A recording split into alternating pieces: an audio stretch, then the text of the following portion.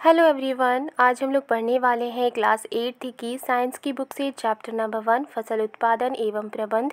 आज हम लोग पार्ट 2 पढ़ने वाले हैं। पिछले क्लास में हमने पार्ट 1 पढ़ लिया था।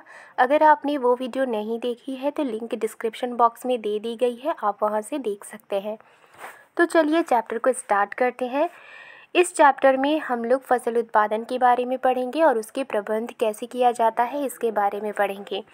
तो पिछली क्लास में हमने पढ़ा था कि कृषि पद्धतियों के बारे में, फसल किसे कहते हैं, साथ ही हमने पढ़ा था खरीफ फसल किसे कहते हैं, उसके कुछ एग्जाम्पल्स भी हमने पढ़े थे। रबी फसल किसे कहते हैं और उसके एग्जाम्पल्स भी हमने पढ़े थे, राइट। तो आज हम लोग पढ़ने वाले हैं आधारिक फसल पद्धतियों से। तो जो फसल उगाई जाती है खेतों में, उनकी अपनी कुछ पद्धतियाँ होती हैं जिन्हें एक क्रम से कोई फसल उगाया जाता है। तो चलिए चैप्टर को स्टार्ट करते हैं और पढ़ेंगे कृषि पद्धतियों से, ठीक है। तो कोई भी फसल जब उगाई जाती है तो सबसे पहले मिट्टी तैयार की जाती है।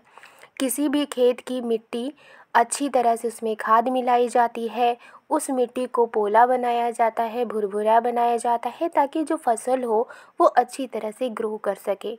तो इसलिए सबसे पहले खेतों की मिट्टी तैयार की जाती है। इसके बाद मिट्टी तैयार करने के बाद बुआई की जाती है। बुआई करने के बाद खाद एवं उर्वरक दिया जाता है।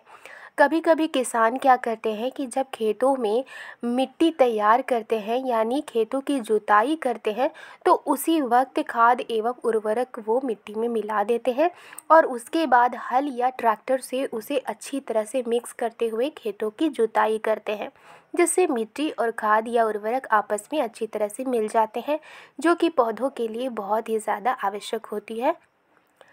अब चूँकि जब किसान मिट्टी तैयार करते वक्त जब खाद या उर्वरक नहीं मिलाते तो मिट्टी तैयार करने के बाद वो बुआई करते हैं यानी कि बीजों को खेतों में डालते हैं और उसके बाद खाद एवं उर्वरक मिलाते हैं और उसके बाद सिंचाई की जाती है। सिंचाई करने के बाद जब पौधे कुछ बड़े हो जाते हैं तो खरपतवार से सुरक्षा की जाती है।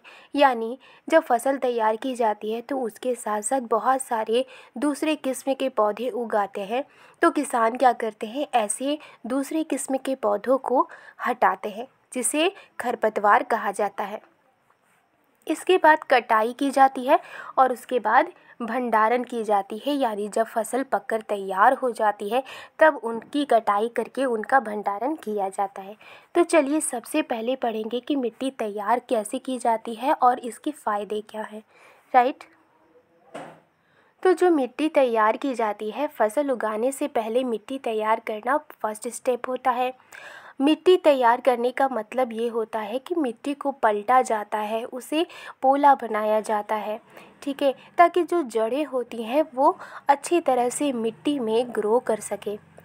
अब जो मिट्टी, जो खेत, अगर उनकी जो ज़मीन होती है, जो मिट्टी होती है, अगर हार्ड होगी तो उसमें अच्छी तरह से जड़ें नहीं जा पाएंगी और वो सांस भी नहीं ले पाएंगी। तो जब मिट्टी तैयार की जाती है, उसे पोला बनाया जाता है, उसे भुरभुरा बनाया जाता है, तो पौधों की जो जड़ें होती हैं वो आसानी से भूमि के अंदर तक जा सकती हैं और श्वसन कर सकती हैं, यानी कि सांस ले सकती हैं।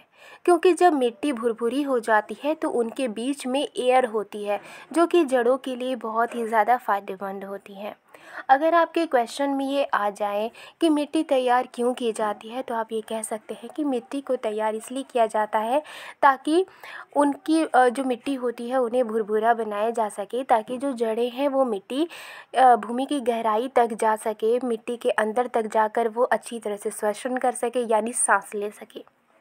इसके अलावा मिट्टी को जब तैयार किया जाता है और उसे भुरभुरा किया जाता है तो मिट्टी में रहने वाले जो केंचुए होते हैं और जो सूक्ष्म जीव होते हैं जो पौधों की वृद्धि में सहायक होते हैं, वो क्या करते हैं, पौधों को ग्रो होने में वो बहुत ज़्यादा हेल्पफुल होते हैं। और इसके अलावा चूँकि जो केंचुए होते हैं, सूक्ष्म जीव होते हैं, पौधों की वृद्धि में लाभदायक होते हैं, इसलिए इस तरह के जीवों को किसानों के मित्र कहा जाता है, क्योंकि ये मिट्टी को पलट कर पोला करते हैं और साथ ही साथ ये ह्यूमस बनाते हैं। पिछली कक्षाओं में भी आपने पढ़ा होगा कि मिट्टी में खनिज होते हैं, जल होती है, वायु होती है और कुछ सजीव भी होते हैं, कुछ सूक्ष्म जीव होते हैं, केंचुए होते हैं, राइट। और इसके अलावा कुछ मृत पौधे होते हैं और मृत जंतु भी होते हैं जो मिट्टी में पाए जाते हैं। और ये जो मृत पौधे होते हैं और मृत जंतु होते हैं, मिट्टी में पाए जाने वाले जो सूक्ष्म जीव होते हैं, इन मृत पौधों और जंतुओं को वो अपघटित करते हैं, यानी डिकम्पोज करते हैं। इससे क्या होता है कि जो मृत जीव होते हैं उनके अंदर की जो पोषक तत्व है वो मिट्टी में मिल जाती है और इससे ये जो पोषक तत्व होते हैं ये पौधों द्वारा अवशोषित कर लिए जाते हैं, यानी एब्जॉर्ब कर लिए जाते हैं। ठीक है, क्योंकि ऊपरी परत की कुछ सेंटीमीटर की मिट्टी ही, यानी जो खेतों में जो मिट्टी होती है, जो अर्थ के जो ऊपर सरफेस होता है, अर्थ की जो सरफेस होती है उसमें कुछ ही सेंटीमीटर तक मिट्टी में पौधे की वृद्धि होती है ना। यहाँ पर लिखा भी है कि ऊपरी परत के कुछ सेंटीमीटर की मिट्टी ही पौधों की वृद्धि में सहायक है। इसे उलटने पलटने और पोला करने से पोषक पदार्थ जो होते हैं वो ऊपर आ जाते हैं और पौधे इन पोषक पदार्थों का उपयोग कर सकते हैं। इसलिए मिट्टी को उलटना पलटना एवं पोला करना फसल उगाने के लिए अत्यंत महत्वपूर्ण है। अगर आपके क्वेश्चन में ये आ जाए कि मिट्टी को उलटना पलटना और पोला क्यों किया जाता है, मिट्टी को क्यों उल्टा पलटा जाता है, क्यों उसका पोला करना आवश्यक होता है, तो आप यहाँ से लिख सकते हैं क्योंकि से लेकर महत्वपूर्ण है तक। ओके, अब जानते हैं कि जो मिट्टी को उल्टा पलटा जाता है, उसे पोला किया जाता है, तो उसे क्या कहते हैं, तो उसे जुताई कहते हैं। अब जुताई जो होती है वो दो तरह से के औजारों से की जाती है, या तो हल से की जाती है या तो फिर ट्रैक्टर से की जाती है। तो जो किसान होते हैं, जो गांव के किसान होते हैं जिनके पास ट्रैक्टर नहीं होती है, तो वो क्या करते हैं, हल का यूज़ करते हैं। और जो हल होती है वो उन्हें बैलों के साथ लगा देते हैं और बैल उस हल को लेकर के आगे आगे चलते हैं, जिससे कि खेतों की जुताई होती है। तो जो हल होती है वो लकड़ी या फिर लोहे के बने होते हैं। अगर मिट्टी ज़्यादा सूखी होती है तो जुताई से पहले मिट्टी में पानी देने की ज़रूरत भी पड़ सकती है, जिससे क्या होगा कि मिट्टी थोड़ी सी नरम पड़ जाएगी और जो खेत में मिट्टी की जुताई जब होगी तो वो आसानी से मिट्टी उलट पलट सके, उसका पोला हो सके और मिट्टी भुरभुरी हो सके। अब जब खेतों में जुताई करने के बाद खेत में जो मिट्टी के बड़े बड़े ढेले भी हो सकते हैं, इन्हें एक पाटल की मदद से तोड़ना बहुत ज़रूरी होता है। बुआई एवं सिंचाई के लिए खेत को प्लेन करना बहुत ज़रूरी होता है। ये काम पाटल द्वारा किया जाता है। आप यहाँ देख सकते हैं कि एक किसान है जो कि हल का यूज़ कर रहा है और बैलों की मदद से वो खेतों की जुताई कर रहा है। अब हम लोग पढ़ेंगे कृषि औजार के बारे में, यानी कि जब खेती की जाती है तो किसान किस किस तरह के औजारों का यूज़ करते हैं, इसके बारे में हम लोग पढ़ेंगे। तो अच्छी उपज के लिए बुआई करने से पहले मिट्टी को तो भुरभुरा करना बहुत ज़रूरी होता है और ये काम बहुत सारे औजारों से किया जाता है। जैसे एग्ज़ाम्पल है हल, कुदाली एवं कल्टीवेटर इस काम में उपयोग किए जाने वाले मुख्य औजार हैं। तो यहाँ पर है हल के बारे में।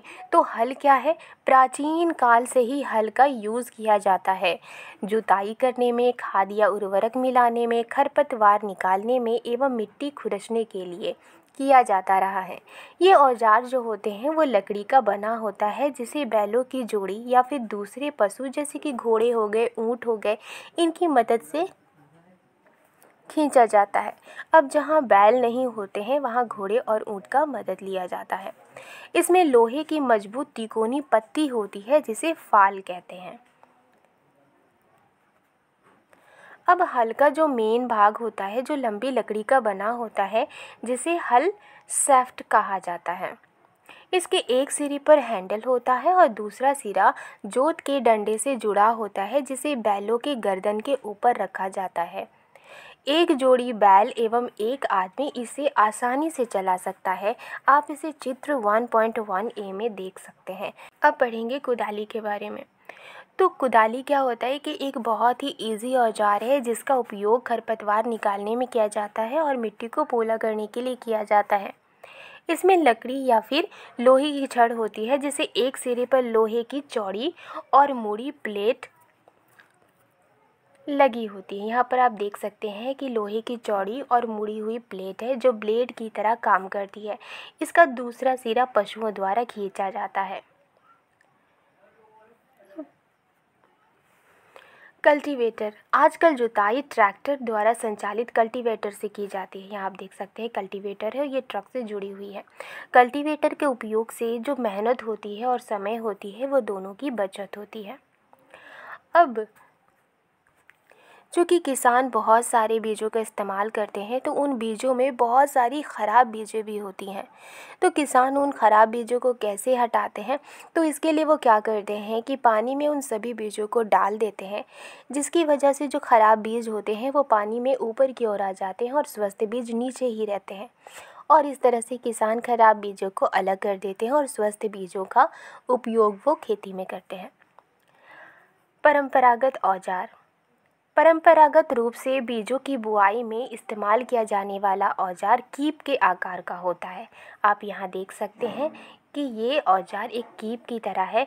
इसमें बीज डाला जाता है और इसके लंबी जैसी जो नली है उसमें 2-3 नली होती है जिससे कि बीज इनसे अलग होकर यहाँ मिट्टी में आसानी से चला जाता है। Seed drill. आजकल बुआई के लिए ट्रैक्टर द्वारा संचालित सीड ड्रिल यानी 1.2b का उपयोग होता है। चित्र 1.2b आप यहाँ देख सकते हैं, ये है सीड ड्रिल, राइट।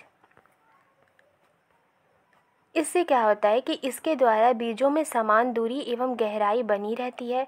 ये सुनिश्चित करता है कि बुआई के बाद बीज मिट्टी द्वारा ढक जाए। इससे बीजों को पक्षियों द्वारा खाए जाने से रोका जा सकता है। सीड ड्रिल द्वारा बुआई करने से जो समय होती है, जो वक्त, जो श्रम होता है, मेहनत होती है, उन दोनों की बचत होती है। ओके, तो पौधों को ज़्यादा अत्यधिक घना होने से रोकने के लिए बीजों के बीच उचित दूरी होना अत्यंत आवश्यक है। अब यहाँ एक बीज है, यहाँ एक बीज है। जब ये ग्रो करेंगे तो आपस में ये दोनों बहुत ही ज़्यादा घने हो जाएंगे, जिससे क्या होगा कि जो मिट्टी के पोषक तत्व हैं वो ठीक ढंग से किसी भी पौधे को नहीं मिल पाएगी। और साथ ही साथ जो सनरेज है यानी सूरज की रोशनी है और कार्बन डाइऑक्साइड है, इन पौधों को अच्छी तरह से नहीं मिल पाएगी। इसलिए पौधों को अच्छी तरह से ग्रो होने के लिए उनके बीच में अच्छी दूरी होना ज़रूरी होती है। यहाँ लिखा है मिट्टी फसल को खनिज पदार्थ प्रदान करती है। ये पोषक पौधों की वृद्धि के लिए बहुत ज़्यादा आवश्यक होते हैं। कुछ क्षेत्रों में किसान खेत में एक के बाद दूसरी फसल उगाते रहते हैं। खेत कभी भी खाली नहीं छोड़े जाते। अब आप सोचिए कि जब खेत को कभी खाली छोड़ा ही नहीं जाएगा तो क्या होगा। एक के बाद दूसरी फसल उगाने से जो मिट्टी होती है, मिट्टी में जो पोषक तत्व होते हैं उनमें कमी आ जाती है। इसलिए किसान इस क्षति को पूरा करने के लिए खेतों में खाद मिलाते हैं और ये प्रक्रम खाद देना कहलाता है। खाद एक कार्बनिक जैविक पदार्थ है, ठीक है, यानी जो मृत पौधे होते हैं, मृत जंतु होते हैं, उनसे ये तैयार की जाती है, जो कि पौधों या जंतु अपशिष्ट से प्राप्त होती है।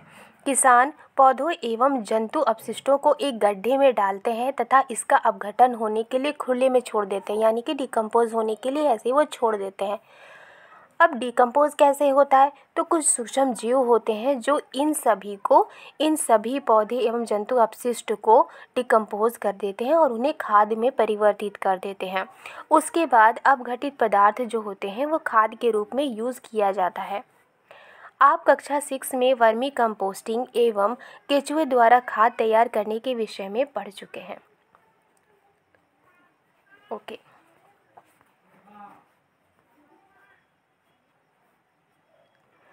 उर्वरक रासायनिक पदार्थ हैं जो विशेष पोषकों से समृद्ध होते हैं।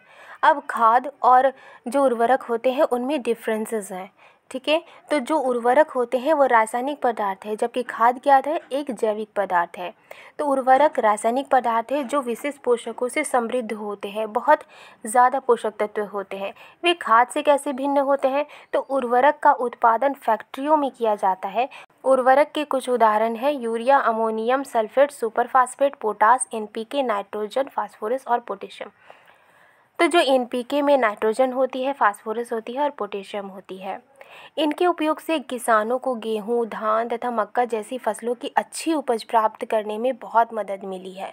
लेकिन जो उर्वरक होते हैं उनकी अगर ज़्यादा यूज़ की जाए तो इससे मिट्टी की जो उर्वरता होती है उसमें कमी आ जाती है और साथ ही साथ ये जल प्रदूषण के स्रोत भी बन गए हैं। इसलिए मिट्टी की उर्वरता को बनाए रखने के लिए हमें उर्वरक की जगह पर जैविक खाद का इस्तेमाल करना चाहिए और दो फसलों के बीच में खेत को कुछ वक्त के लिए बिना कुछ उगाए छोड़ देना चाहिए। खाद के उपयोग से मिट्टी के गठन एवं जल अवशोषण की क्षमता जो होती है उसमें भी बहुत ज़्यादा वृद्धि होती है। इससे मिट्टी में सभी पोषकों की प्रतिपूर्ति हो जाती है। मिट्टी में पोषकों की प्रतिपूर्ति का दूसरा तरीका है फसल चक्रण। ये एक फसल के बाद खेत में दूसरी किस्म की फसल एकांतर क्रम में उगाकर किया जाता है। यानी एक फसल उगाई जाती है, उसके बाद कोई दूसरी फसल उगाई जाती है। पहले उत्तर भारत में किसान फलीदार चारा एक ऋतु में उगाते थे, एक ही मौसम में उगाते थे, और जो गेहूं होते थे वो दूसरी मौसम में उगाते थे। इससे मिट्टी में नाइट्रोजन का पुनः पूरण होता रहता है।